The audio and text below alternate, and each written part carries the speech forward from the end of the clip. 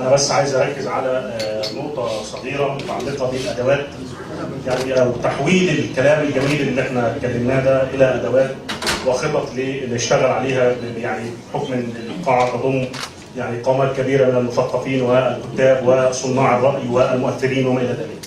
الحقيقه ان احنا بنواجه يعني او التحدي الاكبر اللي احنا بنواجهه على المستوى المجتمعات الشرقيه او المجتمعات الجنوبيه عموما هو يعني خطاب التصحيح او ما نسميه نمذجه التفاهه.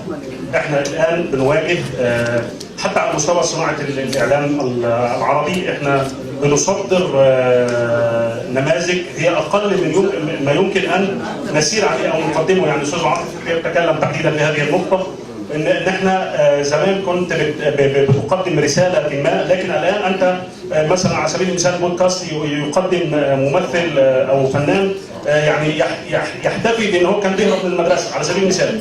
فدي مثلا يعني دي من الامور التي تحتاج الى خطط اعلاميه جيده، لان كما تعلمون ان صناعه الفكر هي صناعه صعبه جدا وقاسيه جدا، ولا يجب ان تكون الخطط التي يعني تسير في صناعه الفكر قائمه على العواطف فقط، ولكن لابد من ادخال المنطق وادخال الخطاب العقلاني، ويعني حتى يمكن ان نواجه هذه الامور بفكره النمذجه ذاتها، لان هي نموذج قراني. القرآن عندما يعني قدم خطابات أخلاقية وما إلى ذلك قدمها عن طريق النماذج، يعني كما في لقمان وقصص الأنبياء وما إلى ذلك. وبالتالي أنا يعني التوصية التي أقدمها أن تعمل مؤسسة رسالة السلام والمؤسسات أو الروابط التابعة لها على